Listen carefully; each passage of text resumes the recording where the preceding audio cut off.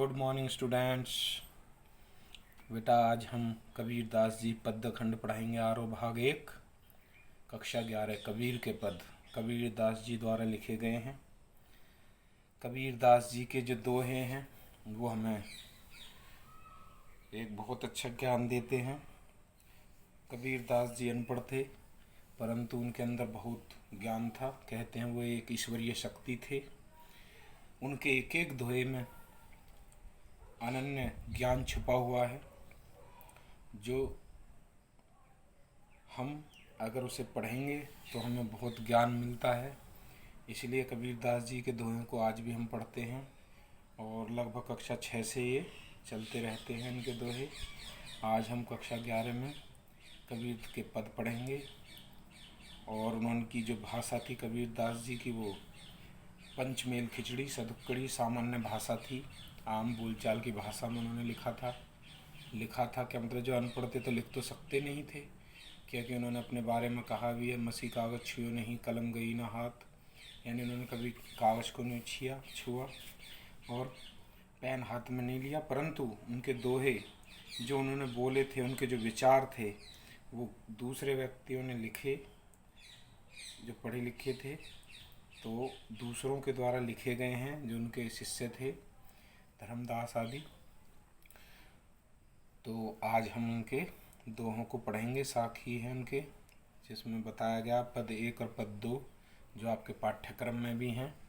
तो कबीर के पद आज हम पढ़ने वाले हैं। तो देखिए बेटा, ये यहाँ से हम बात करते हैं। पहला पद है ये, इसको सुनिए।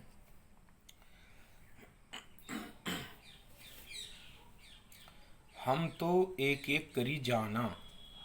यहाँ पर कबीर दास जी कहते हैं हमने तो एक एक यानी एक ही ईश्वर को जाना है। हमने तो एक ईश्वर को जाना है।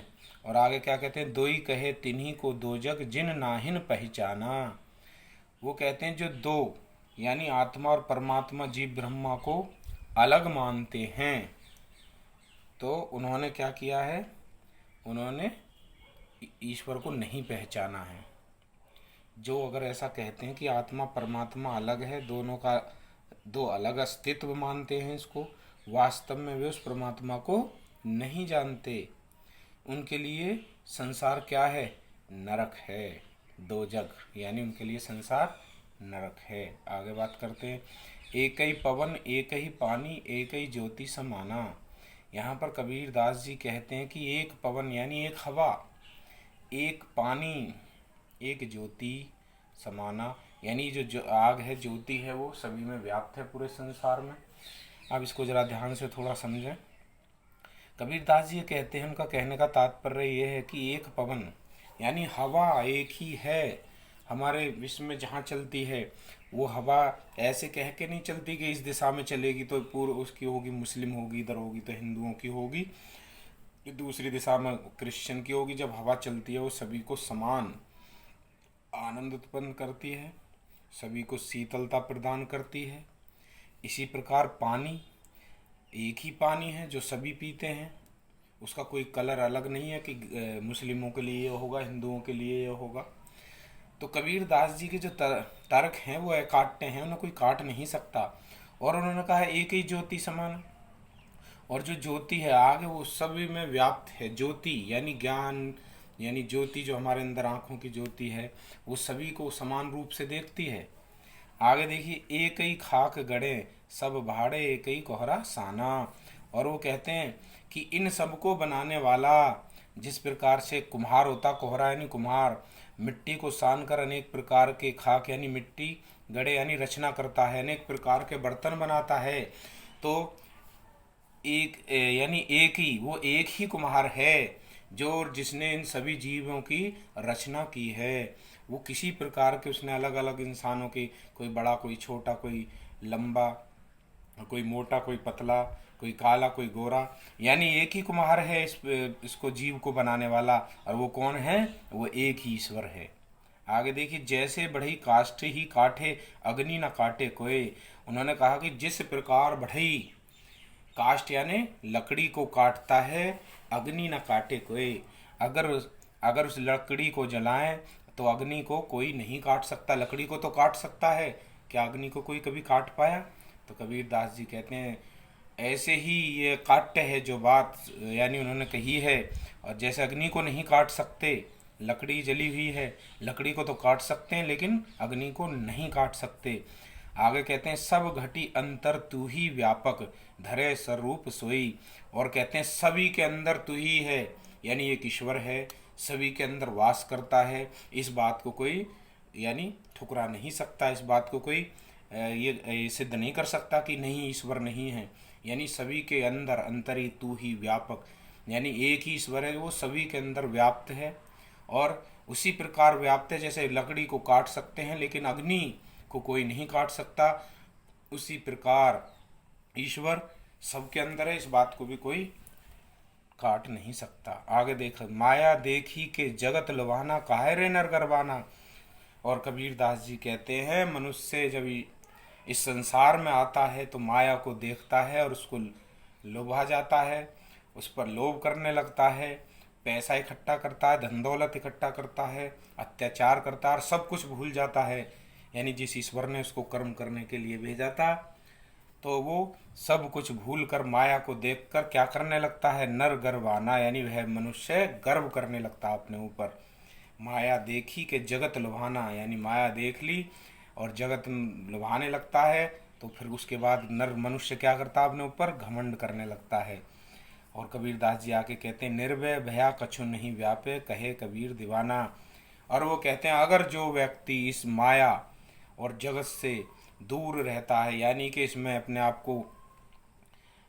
आप को नहीं लुभाता है, यानी किसी माया वाया के चक्कर में नहीं पड़ता है, तो वो निर्भय रहकर, यानी बिना डर के, बिना भय के, और उसे कोई डर भय नहीं व्याप सकता। और कबीरदास जी कहते हैं कहे कबीर दीवाना। और कबीरदास जी कहते हैं जो इस माया से मुक्त हो जाता है उसे किसी प्रकार का भय नहीं सताता और वो निडर होकर अपना जीवन यापन करता है। ठीक है छात्रों, ये आपकी समझ में आ गए होंगे। जो इसमें मैंने पद पढ़ा, ये पहला इसका व्याख्या मैंने संक्षिप्त रूप में आपके समक्ष प्रस्तुत किया। आपको वहाँ व्याख्या नहीं आएगा, वहाँ पर कोई प्रश्न उत्तर आएंगे, यानी आपसे प्रश्न पूछेंगे, उसके उत्तर आपको अपने मनोवेग से लिखने होंगे। ठीक है बेटा। देखिए अब नेक्स्ट हम पढ़ते हैं दूसरा वो ये देखिए, संतो देखत जग बोराना, साँच कहूँ तो मारन धावे झूठे जगपति आना। कबीरदास जी कहते हैं हे साधको, यानी हे संतो, सारा जग पागल हो गया है। बोराना का मतलब पागल हो गया, जग यानी संसार पागल हो गया है। अगर उनके सामने सच्ची बात कही जाए, ये कह रहे ना सांच कहूँ तो मारन धावे, तो वो नाराज होकर मारने को दौड़ते हैं। झूठे जगपति आना, और जो झूठ बोलते हैं, असत्य बोलते हैं, उन पर सब लोग आज समाज में क्या करते हैं, उन पर विश्वास करते हैं। आगे कहते हैं कबीरदास जी, देखिए आपकी क्लियर समझ में आ रहा होगा, मैं जनरल भाषा में ही आपको समझा रहा हूँ। कबीरदास जी कहते हैं आज का वक्त ऐसा आ गया कि अगर उससे हम उन्हें सच बताते हैं तो हमें मारने भागते हैं, और झूठे को सब यानी झूठे की बात पर विश्वास करते हैं। नेमी देखा धर्मी देखा प्रात करे स्नाना। और क्या कहते हैं, हमने बहुत नियम धर्म यानी नेमी यानी नियम से चलने वाला, धर्मी यानी धर्म पर काम करने वाले देखे हैं। धर्म दिनचर्या आदि कठोरता से पालन करने वाले बहुत संत देखे, यानी बहुत लोग मिले। प्रात करे स्नाना, और सुबह उठकर क्या करते हैं, वो स्नान भी करते हैं, किंतु उनके अंदर जो छिपे हुए परमात्मा को छोड़कर, यानी जो उनके अंदर ईश्वर बैठा उसको छोड़कर वो क्या करते रहते, व्यर्थ के नियमों, व्रतों, पत्थरों की पूजा आदि में लगे रहते हैं। देखिए आगे इसमें ये बात कही है, नहीं आगे, आत्म मारी पखानी पूजे, उनमें कछु नहीं ज्ञाना।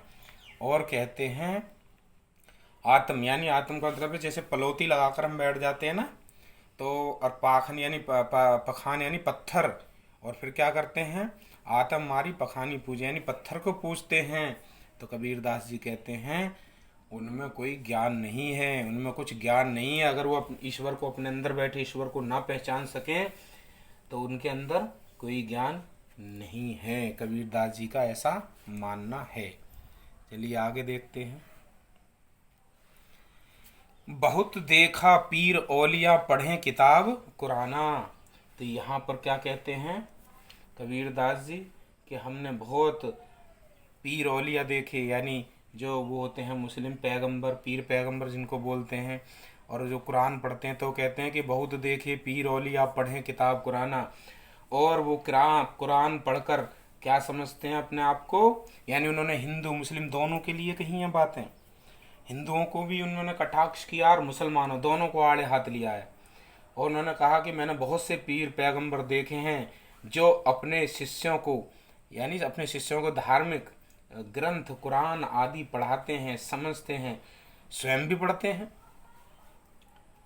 वे अपने शिष्य बनाकर उन्हें तरह तरह के उपाय बताते हैं। देखिए, के मुरीद तकदीर बतावें उनमें हुए जो ज्ञाना। और क्या करते हैं वो उनकी तकदीर भी बताते हैं, उनके भविष्य के बारे में बताते हैं। ठीक है। और वो कहते हैं कि वो अब उस समझते हैं कि हमसे बड़ा ज्ञानी कोई है ही नहीं, जितना हमारे अंदर तो बहुत ज्ञान आ गया क्योंकि हमने कुरान को पढ़ा है। लोग भी उन पर विश्वास करने लगते हैं, लेकिन असलियत में उन्होंने खुदा यानी ईश्वर को तो जाना ही नहीं है। आगे देखिए, आसन मारी डिम्ब धरी बैठे मन में बहुत गुवाना। और क्या करते हैं फिर वो आसन जमा कर बैठ जाते हैं, समाधि की मुद्रा में आसन लगाए बैठ जाते हैं, और जिससे साधक होने का मन में अहंकार है। ठीक है। और वो अपने अंदर क्या करते हैं अहंकार करते हैं, यानी मन में बहुत गुमान यानी घमंड करते हैं, और समझते हैं कि हम ही सबसे ज़्यादा पूजा पाठ करने वाले, हम ही हैं सबकी तकदीर बताने वाले। आगे देखिए, पीपर पाथर पूजन लागे तीर्थ गर्भ बुलाना। और क्या कहते हैं कबीरदास जी कि क्या करते हैं पीपल के वृक्ष और पत्थर की मूर्तियों को पूजा कर रहे हैं, तीर्थ और व्रतों का पालन कर रहे हैं। तीर्थ यानी तीर्थ या जो करते हैं हम कहीं जाते हैं घूमने, तीर्थ यात्रा करने, और व्रत आदि रखते हैं। तो वो कहते हैं कि वह सब छल और भुलावा है, साधना के नाम पर भटकाव है।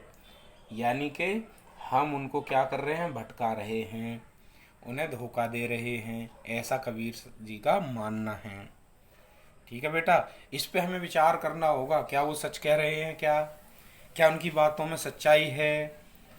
ठीक है बेटा, तो इसको आपको अपना चिंतन शक्ति का विकास करते हुए चिंतन स्तर के माध्यम से इस चीज़ को हमें समझना होगा। आगे क्या कहते हैं, टोपी पहरी माला पहरी छाप तिलक अनुमाना। और क्या कहते हैं टोपी पहन लेते हैं, तिलक लगा लेते हैं माथे पर, और पाखंड का अनुमान लगाया जा सकता है इससे कि कितना पाखंड है। ईश्वर सबके अंदर है, सबके अंदर व्याप्त है, लेकिन वो इस पर कटाक्ष करते हुए कहते हैं टोपी पहनी माला पहरी छाप तिलक अनुमाना। और हम छाप तिलक का लगाकर माथे पर और दिखाते हैं कि हमसे बड़ा ज्ञानी कोई नहीं, हमसे पूजा पाठ करने वाला कोई नहीं। साखी शब्द ही गावत भूले आत्म खबरी ने जाना। और कहते हैं साखी यानी कबीरदास जी के जो दोहे टाइप के होते हैं उन्हें गा गा कर, और शब्द ही यानी उन्होंने साखी और शब्द लिखे हैं, उन्हें गा गा कर कहते हैं और बताते हैं कि हमें बहुत ज्ञान है, आत्म खबरी न जाना। और कबीरदास जी कहते हैं उन्हें अपनी खबर है नहीं, अपनी पता नहीं है, और दूसरों का भाग्य बताते हैं। हिंदू कहे मुझे राम प्यारा, तुर्क कहे रहीमाना। और कबीरदास जी कहते हैं हिंदू कहते हैं मुझे राम प्यारा है, और मुसलमान कहते हैं मुझे अल्लाह रहीम प्यारा है। आपस में दो लरी लरी लरी मुए मर्म ने काहू जाना। और क्या कहते हैं आपस में दोनों लड़ लड़ मुए यानी मर रहे हैं, लेकिन मर्म किसी ने नहीं जाना, यानी अंदर जो ज्ञान है, जो ईश्वर हमारे अंदर बैठे हुए हैं, उस ज्ञान को हमने अभी तक नहीं जाना है। लड़ते रहते हैं, झगड़ते रहते हैं। सत्य यह है कि ईश्वर को हिंदुओं ने समझा है, ना मुसलमानों ने, ना हिंदुओं ने समझा और ना ही मुसलमानों ने समझा है, और दोनों आपस में लड़ लड़ मर रहे हैं। और आगे देखिए, घर घर मंत्र देत फिरत हैं महिमा के अभिमाना। यानी घर घर जाकर क्या करते हैं मंत्र देते हैं सबको, और कहते हैं मंत्र देकर कि पाखंडी लोग जो हैं वो घर जा जाकर लोगों को गुरु मंत्र बांट रहे हैं। यह सब अपनी महिमा बढ़ाने का फेर ही है, यानी अपने आप को प्रसिद्धि पाने के लिए, और वो गुरु जो बन जाते हैं वो अभिमान करते हैं। ऐसे पाखंडी गुरु और अज्ञानी शिष्यों सहित भव सागर में डूब जाएंगे, दोनों का सर्वनाश हो जाएगा। ऐसा कबीरदास जी कहते हैं। गुरु के सहित साख्य सब बूढ़े अंतकाल पछताना। और ऐसे गुरु के पास जाकर बाद में क्या रह जाता, केवल पछताना रह जाता, वक्त निकल जाता, फिर उस पछताने से कुछ नहीं होता। यहाँ कबीरदास जी कहते हैं जो हमारी उम्र है, हमारी आयु है, अगर हमने लंबे समय तक इनकी बातों पर विश्वास करते रहे तो हमारी उम्र जब बीत जाती है और अंत समय में जब हमें सच्चाई सामने आती है तो फिर पछताने से कुछ नहीं होने वाला है। तो इन्हें हमें सही समय पर पहचानते हुए अपनी बुद्धि के विवेक के अनुसार कार्य को करते हुए ईश्वर भक्ति में हमें लगना चाहिए। ईश्वर हमारे अंदर है, हमें अच्छे कर्म करने चाहिए। आगे कहे कबीर सुनो हो संतो ई सब भरम भुलाना, खेती कहो कहा कहीं नहीं माने सहजे सहज समाना। और कबीरदास जी कहते हैं हे संतो सुनो, ये सब पाखंडी भ्रम में भूले हुए हैं, उन्हें मैंने जितना कहा जितना समझाया किंतु ये मानते नहीं। सच तो यही है कि वह ईश्वर सहज साधना से मिल सकता है, क्योंकि वो हमारे अंदर निवास करता है। संत जन सहज स्वाभाविक प्रेम से उसमें लीन हो सकते हैं, परंतु अगर हम इस चीज़ को समझें जानें तभी हम ऐसा कर सकते हैं। तो छात्रों, मैंने आपको संक्षेप में थोड़ी जानकारी दी कबीरदास जी के विचारों पर। अब इसमें हमें अपने विचार जोड़ते हुए प्रश्नों के उत्तर देने होंगे कि हम क्या सीखें या क्या हमें हमें करना चाहिए, क्या ये उचित है जो कबीरदास जी ने बताया है, क्या ऐसा समाज में हमें देखने को मिल रहा है। तो इसको समझते हुए अभी नेक्स्ट वीडियो में मैं थोड़ा सा और संक्षेप में आपको शॉर्ट में इसका अर्थ लिखवा दूंगा और प्रश्नोत्तर आपके समक्ष दूसरे वीडियो में लेकर आऊँगा। तो छात्रों, वीडियो को सुनने के लिए आपका बहुत बहुत धन्यवाद। मिलते हैं नेक्स्ट वीडियो में।